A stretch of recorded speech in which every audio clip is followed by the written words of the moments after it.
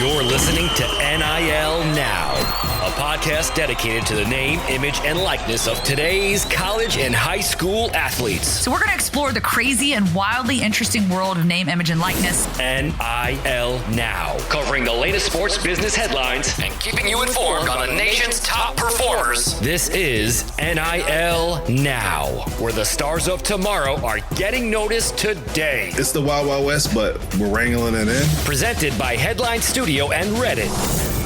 Here are your hosts, Lauren Zisler and Kevin Jones. Hello there, my friends, and welcome back to another episode of NIL Now, a production of Headline Studio and Reddit. We are out wherever you listen to your podcast, so make sure you subscribe so you don't miss a beat. All right, later on, we're going to discuss things with Dr. Scott Grant, the founder of Triple Threat Leadership Group and former director of operations within the University of North Carolina's athletic department. So you want to stick around for that. He's got a wealth of knowledge. Really excited to chat with him. But first, I'm always excited to chat with my friend, KJ. Sis, what's up? NIL Headlines. Okay, so let's jump into the headlines today before we get in with Bobak and then, of course, Dr. Scott Grant. So Charles Barkley, look, we know Charles Barkley likes to weigh in on things. No filter. He's a cool cat. He knows how to ruffle some feathers sometimes, but he decided to weigh in on the future of NIL with Charlie, the Baker's man, your buddy. Hey. So the NBA Hall of Famer Charles Barkley sounded off on NCAA President Charlie Baker's ideas to make NIL political. Barkley, who played college basketball at Auburn, now a commentator for TNT, of course, one of the most polarizing figures, always has an opinion, and, certainly always fun to listen to. Love Charles Barkley. So in an interview with TNT, Baker said, "I would really like to see some sort of uniform standard contract so that when somebody signs it, they know they're signing the same kind of agreement everyone else is signing." When asked how he plans to accomplish that, Baker said, "Well, we're going to talk to some folks in Washington about this." And then when the show returned to studio away from the interview, Barkley said hearing Baker's plans pissed him off, among other things. Did he say we're going to ask the politicians to help us? See, that pisses me off already. Our politicians are awful people. As I talked to Clark earlier, because I asked him about y'all conversation, I would actually go to people who actually care about basketball, not looking at it just themselves. I would put a committee together. I would love for Clark to be on the committee, get some coaches, get some players, and let's try to work this thing out. We can't ask these politicians nothing. All right, so taking all that into consideration, what do you make of Mr. Charles Barkley's stance on all of the things? Charlie, Chuck. I think Barkley usually likes to tell it like it is. He's not always 100% right, but I think a good portion of America likes him and kind of agrees with probably how he feels on this one. But I think athletes and families will be a little nervous when thinking about, are they going to truly be represented and have a seat at the table when, this becomes more of a political debate or a political decision. So I like Charles, his comments on, maybe trying to form a committee and taking that approach. If it happens fast, then that means that the answer has already been, figured out. But if this is something that takes a little bit more time, then it's like, I think they're probably doing a better job. But I think there's both points to be made, even with Baker saying that it'll be harder on the NCAA if they come up with one rule and the NCAA kind of puts that out there for them to do it. It's hard to enforce it at every state because of different places can kind of hide or get behind state laws and do different things. So what he wants there to be a unified contract, it'll be harder to do it if the NCAA does it. But if the governments, he said the feds, if they did it, then it would be something a little bit more uniform. So I kind of go back and forth on this. My question is, what does uniform look like? I don't know that they know what that means yet. I don't think anybody knows what that means. Yeah, exactly. So, yeah, I'm not on one side or the other just yet. I think this needs to play out a little more. KJ, I could not agree with you more. Sorry, can't disagree. You make two great points because I think really, first of all, it makes me think like, okay, you talk about the federal aspect of it. You do have to get kind of all parties on board, right? You have to get the states on board because there is that dynamic. But then to your point and Charles's point about, let's get a committee together. It's kind of like forming like a college football playoff committee with all politicians. Like, how is that going to go over, right? I mean, it's basically bringing in people that may not know anything about the sport, anything about the teams. And, it's just kind of like throwing crap on the wall and seeing what sticks. So I do think that there is a level of, yes, federal government needs to get involved at some point, but I do think there's still so much to work through. And you hit the nail on the head. What does uniform mean? I think you got to define what uniform means and kind of get to the bottom of that to kind of make this thing make sense. Exactly, because when he was talking in an interview, I was wondering when he said uniform, the only thing that I could think of, not the only thing, but the first thing that was at the top of mind were, okay, everyone has the same contract, and then what, the numbers are just different, for different athletes because of popularity or what a business wants to do. That's the only difference. Yeah. I'm not sure. So, with Title IX and all these other things that are already, convoluted within college athletics, I don't know how you get to a singular contract, because then my other question is, can a business or some other entity, offer something outside of the contract that's maybe presented by the school? I'm not sure. We don't have enough information to really make I would say, educated, stance on this yet. But I do follow Chuck's sentiments when he says, "Oh my God, it's going to, be a part of politics." Now, I don't agree with him saying that all politicians are evil, because he kind of went in on politicians, calling them crooks. But we all know our experiences and things we've seen on government TV, president, all this stuff that's just not ideal. So I get what he's saying, but his comments might have been a little far, but at the same time, we don't want to make this all the way political. Yeah, I got you. I feel what you're putting down. All right, so obviously Chucky and Charles and Charlie and the baker's man and all that got lots to figure out here. Now let's flip the script here a little bit. This is kind of a feel-good story, and it's one of those things, I guess, you hear these stories about the good that these guys are doing. And, when holidays come up or different food drives or different initiatives, obviously around charity. And again, we've had this conversation before. I don't think that, this is any way to say, well, I'm doing it. So, if I'm providing this for charity, you should too. But I think this is a really cool story just in how this was handled. So Brock Bowers, he's the Georgia tight end All-American, was asked about his NIL portfolio at a recent press conference. And when he was asked about why he turned down money to sign with the Classic City Collective, which is a collective around UGA, Bowers said he was thinking of other athletes at the school. So he said, they offered me a little bit of something. I just feel like I have enough of my own stuff going that it can kick back to some of the other sports. Hopefully some of the other guys get the opportunity. As of right now, it says Bowers has signed deals with like Dick's Sporting Goods, Zaxby's on the list, No Bull, among others. And right now, his on-3 valuation sits at about $668,000, which is the highest paid of any player on Georgia's roster currently. So, I mean, I think that's pretty cool. I don't know that there's a lot of athletes that would do that would kind of just say, oh, because I mean, we don't know what that number from Classic City Collective is, but we know that that's a value that could also be residual, could offer a lot of opportunities. And he's basically saying, hey, let's give some other people some opportunities instead of, floating all the cash to me. Yeah, I would say from my experience, this is probably, I don't know what their contracts are like. So I think that, the collective, maybe at Georgia, you never know if they have an exclusive contract that may mess up some of his, deals that he's already gotten on his own. So I'm not necessarily sure what he has going on, but it sounds like he's already been making a bunch of money without anyone else's help. So I think it's a good gesture to be like, hey, I'm okay with, staying out here on my own doing how I've been doing. So I'm not sure if he has a representative outside of the collective too. So there's a few things at play here that I'm not necessarily sure about. But yeah, I do think it's a good story for him to say, hey, there's probably other athletes in other sports.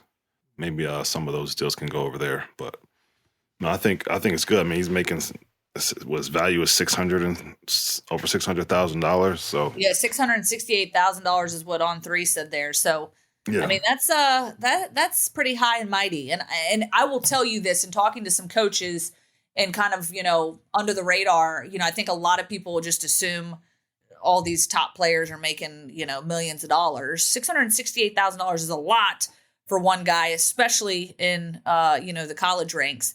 But with that being said, a lot of these deals, there are those top end deals, sort of those outliers, that small percentage of people that are making, six figures and all of this. But then there's a lot of them that are just, cashing in on a couple $1,000s or trades or, that sort of thing. So maybe this does give other guys on the team and other sports, women's sports, men's sports alike, the opportunity to cash in on some of those benefits as well.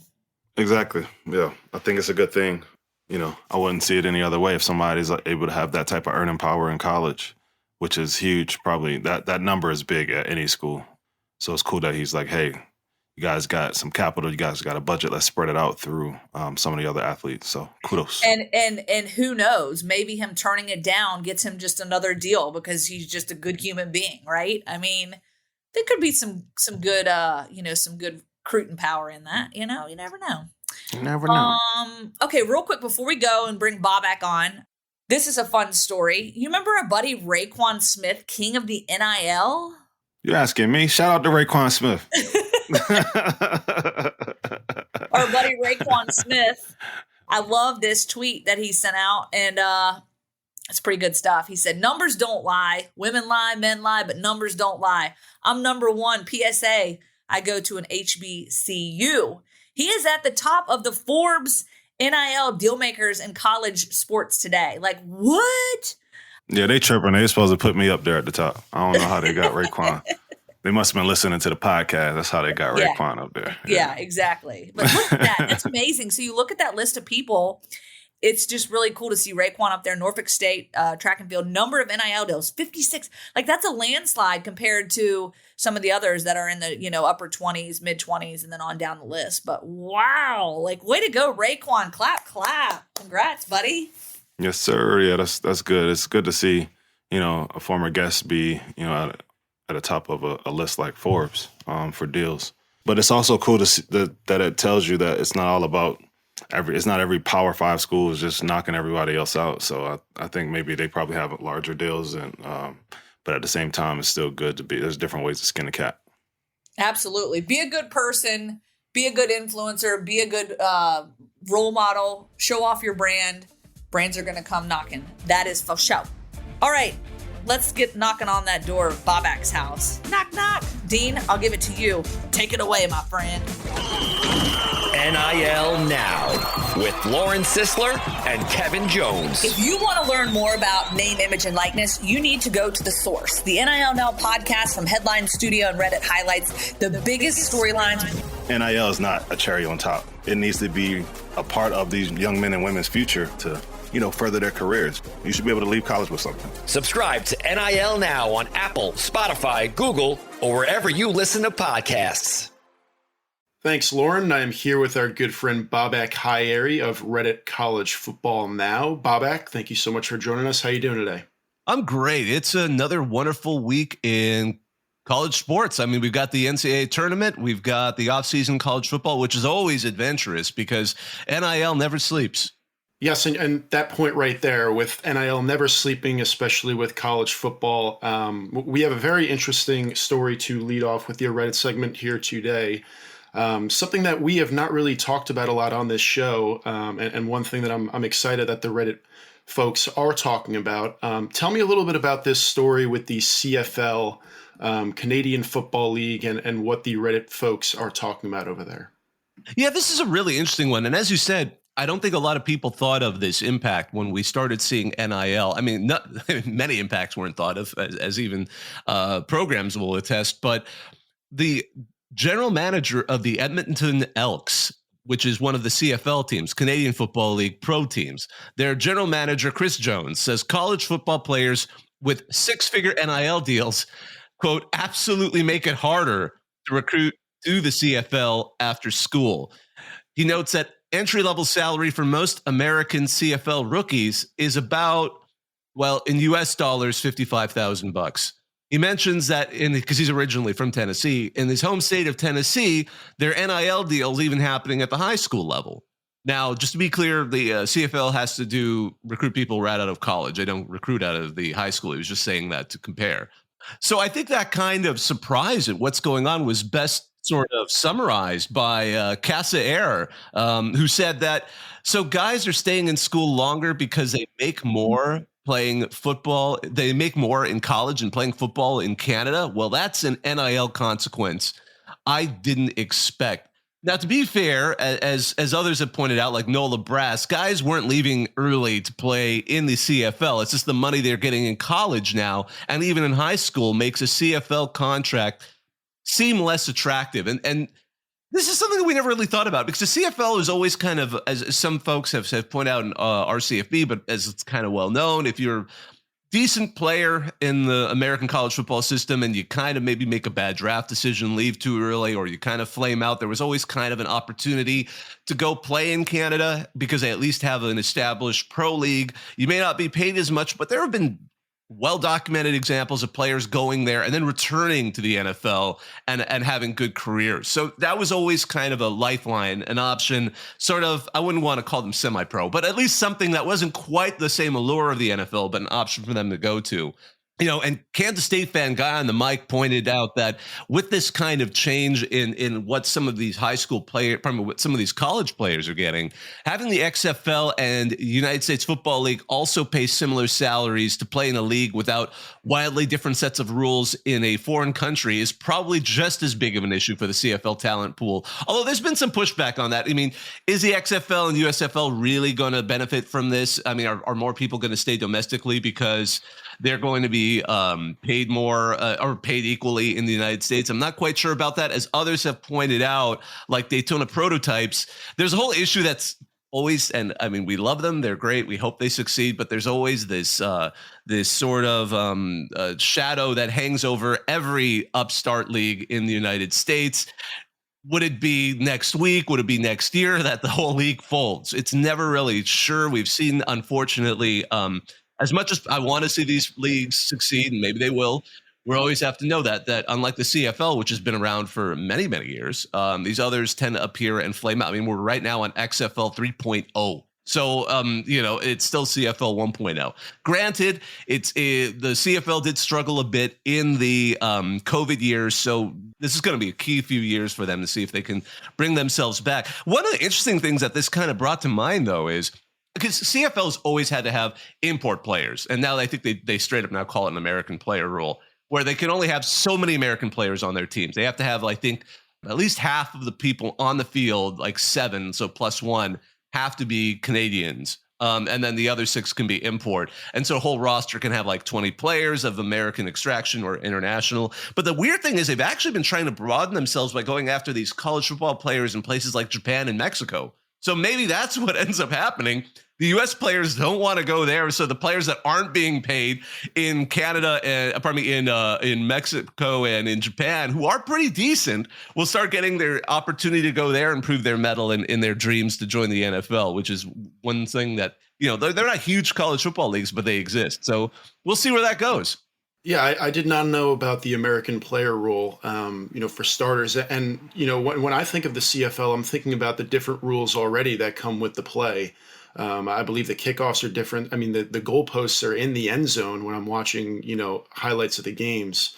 So you take, you know, the struggles maybe of, you know, recruiting players out of college now with NIL, something that we, like you said, we weren't even thinking about when you're thinking about NIL. We're looking at, you know, who's signing a deal during March Madness. You know, our guest later on the show is going to be talking about high school NIL. That's another thing that, you know, a lot of people aren't necessarily thinking about right away.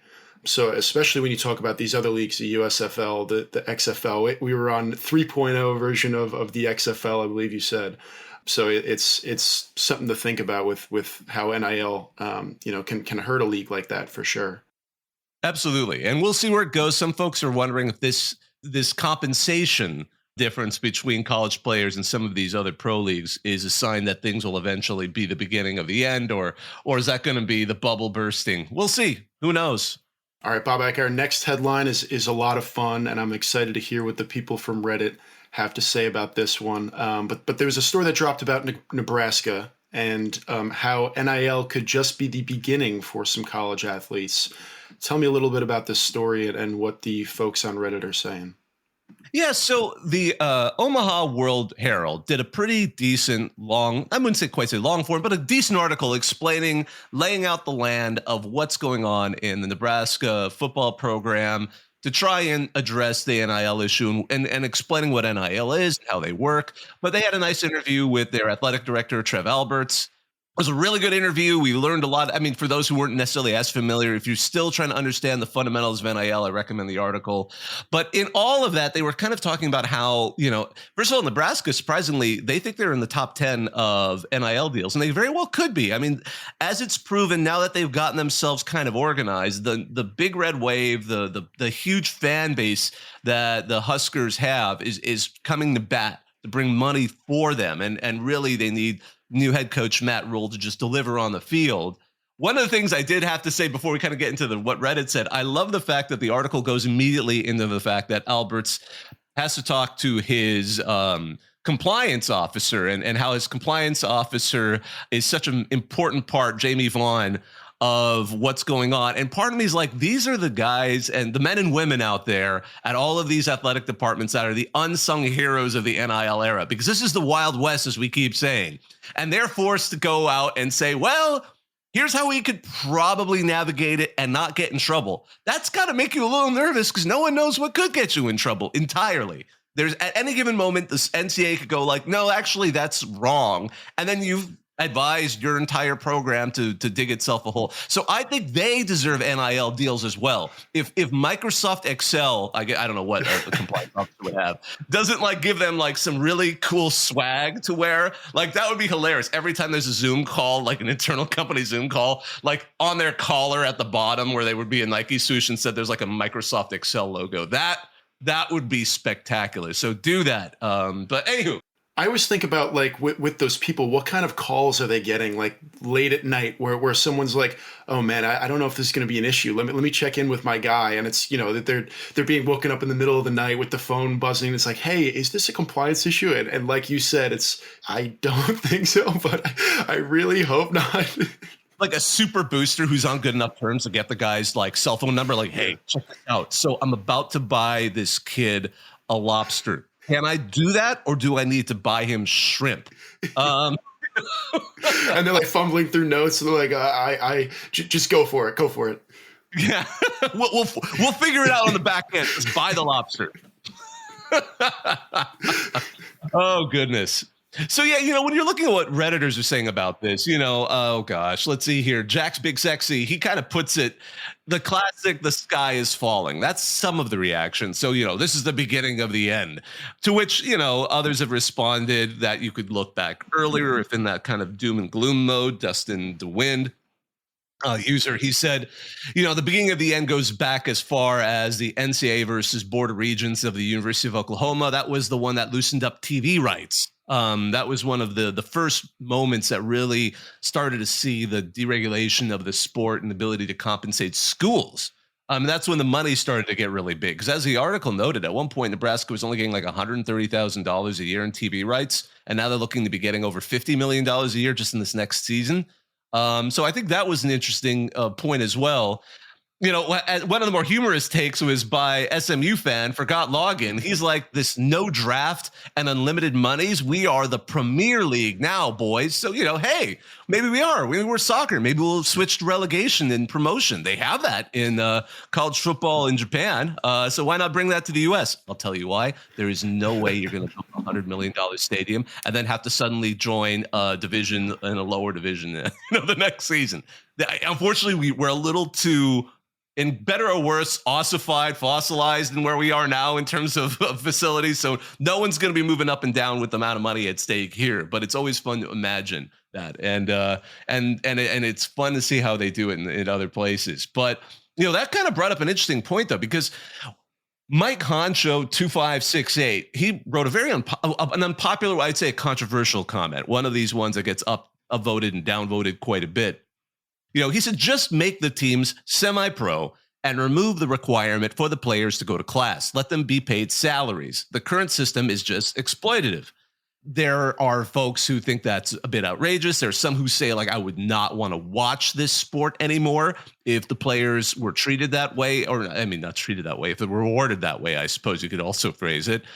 You know, it got me thinking, because especially with that previous kind of comment about the Premier League, there are actual professional soccer teams that started as college soccer teams. I mean, just down in Mexico, one of the top 4 programs historically is Club Universidad Nacional, and that was an amateur team for this monstrously large university, UNAM, one of the premier universities in Mexico. And they started as an amateur team, ended up going up to the pros and competing their way up divisions to be a top level professional soccer team. So maybe would that happen? Would we eventually get to a point where if they make this idea of separating off the top of the P5, like creating some kind of Division 4 or whatever it's been called over the years, could you imagine them reaching the point where they merge with an XFL or USFL and kind of create this kind of mishmash league? If you want to think historically, the original Grey Cup, what they compete for in Canada now in the CFL, was open to any team. The first 4 Grey Cups were won by the University of Toronto before it got uncompetitive when the pro teams got too good. So I'm imagining, like, would we reach that point? That one really got me thinking. That would be really a wild result of all of this, is NIL raises compensation for lots of players. But there is a mix of conversation in this. Like, for example, Everest Mayer, I still don't get the NIL hate. We had a full year of NIL with TCU in the playoffs, Tulane over USC in the New Year's Six, and the 2 biggest NIL payers, you know, Texas and A&M, missed the playoffs. So some fans are like, this is great. This is a fun ride. I want to keep going with it. You know, for all the, as Electric General said, for all the years of complaining about college athletes not being paid, I can't imagine what other outcome was expected. So I think every time one of these big stories drops, or any time anyone even writes about how NIL works, there are people who come out of the woodwork that apparently never paid attention for the last few years. And they're just like, oh, the pearl clutching never ends. It's like a perpetual panic. But I think a lot of us are just interested in seeing how this turns out, because it's a fun ride.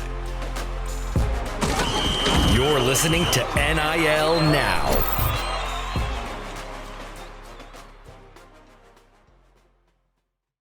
All right. Thank you, Bobak. Thank you, Dean, for taking over. All right. It's back to Dr. Scott Grant, the founder and chief impact officer of Triple Threat Leadership. He is here with us now, myself and Kevin Jones, to discuss NIL at the high school level. Former high school athletic director, coach, and spent some time in the athletics department at the University of North Carolina as the director of operations and leadership development. He now teaches at the University of Findlay in Ohio and assists schools and athletic directors with high school NIL. Great to have you on, Dr. Grant. How's it going? Yeah, no, thanks so much for having me. Anytime I get a chance to talk about NIL at the high school level, I'm in. Not too many people are into it, so I'm all for it. So you got a lot of things going on. First and foremost, I want to hear a little bit more about this triple threat leadership. What's this all about? Yeah, so honestly, I spent 5 years teaching, spent a couple years as an assistant AD, then I was a high school AD, and I went and did my doctorate in educational leadership and policy studies. And during that time, I started Triple Threat, and to be honest, it was 100% to help student athletes learn how to use social media positively. And this was pre-NIL. This was before any of this was kind of big. So I'd go into schools and I'd help them figure out how to build a strategy, purpose, plan, and value, those types of things. Triple Threat is actually based, my dad was a high school basketball coach, and he used to rip my, I don't know if I'm allowed to say, I'll say butt, all the time about not being in the triple threat position. Say gluteus maximus next time, or behind. I will do that. When I started studying people and successful people, it really came down to 3 things, right? They added value to other people, they built relationships with other people, and they created opportunities for themselves and other people. And that was the triple threat position in life. So triple threat leadership was built on that premise of helping people in general do those 3 things. And somehow I ended up in the NIL space. So I guess it's all good together.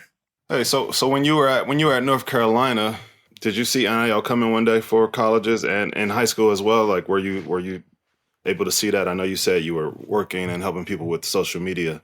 Could you have seen this NIL space happening? So interestingly enough, I actually went to North Carolina in 2019. and I was a big personal brand educator, et cetera. So part of my job was I worked with student athletes on personal brand education, leadership development, and it was right at that cusp of when NIL was starting to get crazy, right? And we'd sit in these meetings and no one really knew what was going on. Our student athletes felt pretty hopeless, and even the coaches, So as I watched this transition, I saw people come in the market. I felt like everybody was just trying to take advantage of the need for education. And to be honest, I had a lot of friends in the high school space, and they would be like, Scott, what do you think? And I keynoted the Ohio High School AD Association event and talking about NIL. And I just realized for me, the college space was too big of a mess. And I didn't trust a lot of what was happening. And I was worried about what that was going to look like at the high school space. So I pretty much just pivoted and said, I'm going to focus just on helping high schools and ADs and schools figure out what this was, because that experience at North Carolina really, I saw it from the initial of holy smokes, what is happening to now what it's evolved into. So what do you think? What do you think it is evolving into now that you didn't really see then, and then kind of like forecasting it a little bit? Yeah, I mean, for me, and I don't ever take a stance on whether it's good or bad. Whether some people don't like that, but for me to be able to educate the way in which I do, I don't ever say, hey, you should believe this or you should believe this. I don't think anybody saw the impact of donors. I don't think anybody saw the impact of collectives straight out the gate. That was never part of the conversation, right? I mean, that was never it. I still don't think the education for student athletes, and especially for coaches and administrators and that support, is where it needs to be. I think it's too focused on NIL monetization rather than life skill development and how that plays into their life. I think people try to get there, but I also think there's a lot of smoke and mirrors. For the high school space, I think a lot of that is trickling down, where you have a lot of people with one leg in both environments. And the high school space is so different. You've got a small percentage of the kids in a school, and it's local control, and ADs are like, oh my gosh, I don't want to get in trouble. The other thing people often don't really understand is when you look at policies at the college level, like the NCAA has said, they're not going to go after the student athlete, right? It's mainly impacting the boosters, the coaches, the school.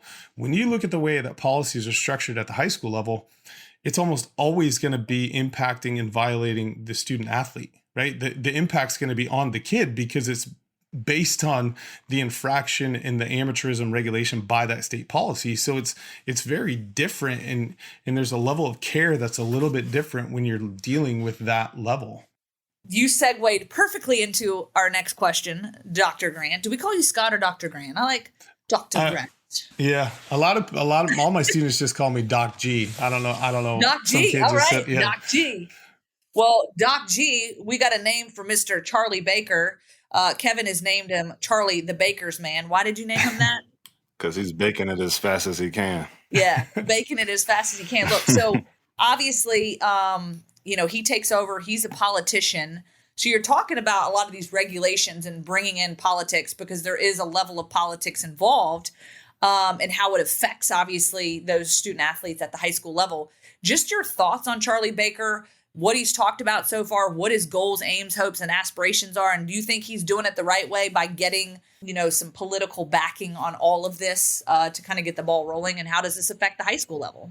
Yeah, so it's interesting. Anytime you look at it from a political standpoint, and again, my frame from a high school level, a lot of the states that don't put it in, or some of the states that have put it into play very early, we're afraid that if they didn't do it, then the politicians were going to grab it and make it a state law.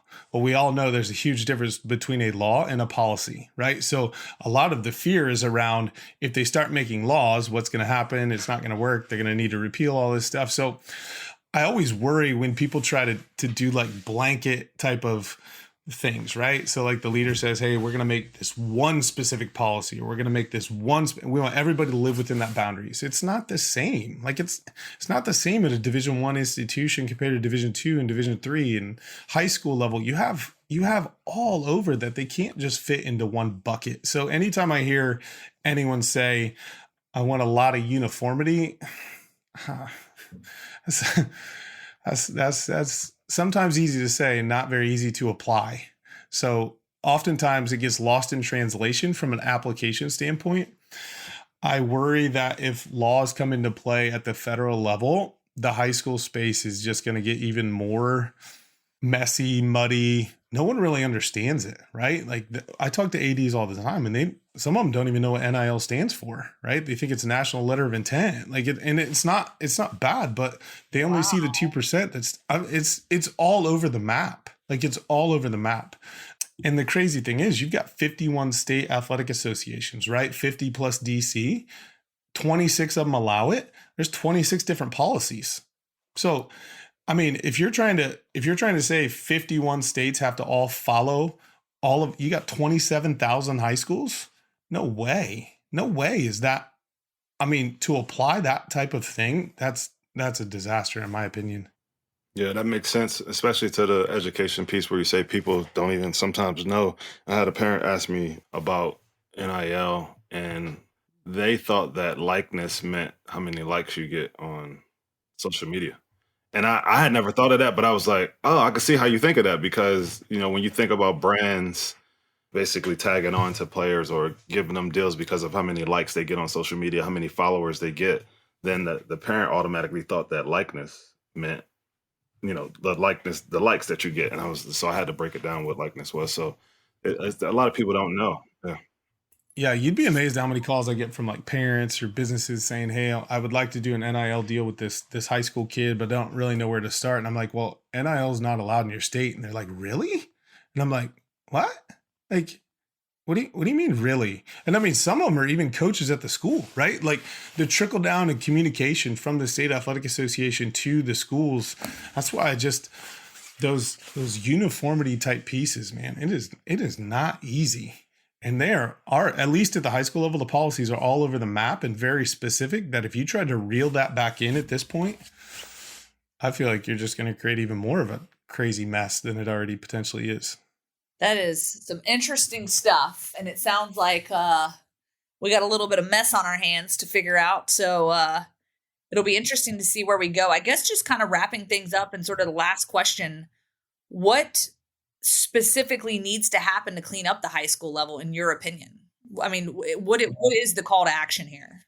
Yeah, I mean, I think at the end of the day that the state athletic associations govern all high school sports, right? So in Ohio is actually the only state that put it up for a vote that it actually got voted down.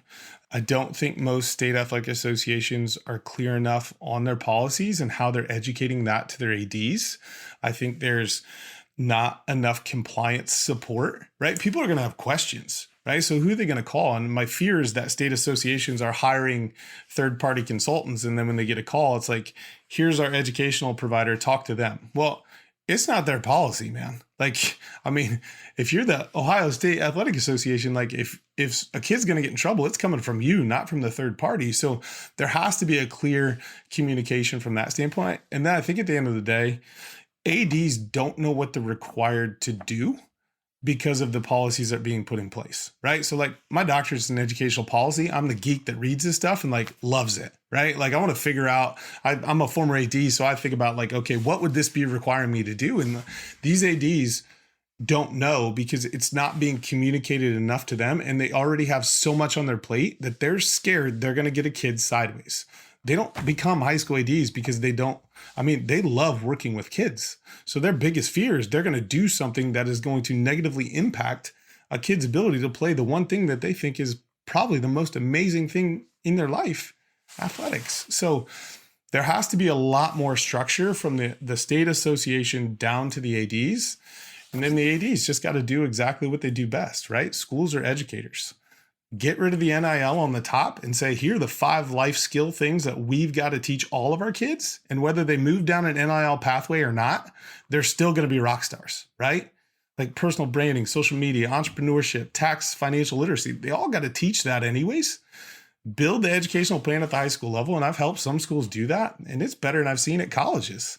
That's where I think this has to go at the high school level to really make a positive impact. Boom. That's really, really well said, and some good nuggets of wisdom there. Because I do think a lot of times people put the cart before the horse. And as you said, let's back it up. Let's get those education pieces in place. And KJ and I have talked about on the show time and time again, there's a lot of things that get overlooked, overseen, even at the collegiate level. They're like, this should be like college 101, right? So I think well said in so many facets. So appreciate you coming on the show today. Thank you, Dr. Scott Grant, for joining us. You can follow Dr. Grant, Dr. G.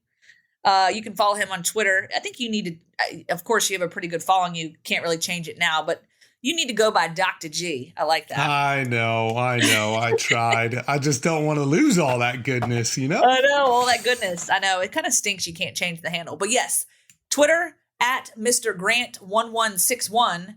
And you can also go online to learn more at nil-education.com. And then, of course, you can follow us, NIL Now Show, on Twitter and on Reddit, NIL. Tell a friend, let us know what you think, and follow us and subscribe so you can get all the latest of your podcasts on the show and all our latest guests and commentary. Thank you to Bobak and the Reddit College football team for their help. Also, a big thank you to Kevin Jones, my co-host, who is always rocking and rolling and doing awesome things. And a big thanks to our audio engineer, Colin Schmeling, our associate producer, Dean Zolkowski, and our executive producers, Richard Diamond, Selena Roberts, and Scott Broder. Until next time, y'all. See ya. Thanks for listening to NIL Now, presented by Headline Studio and Reddit.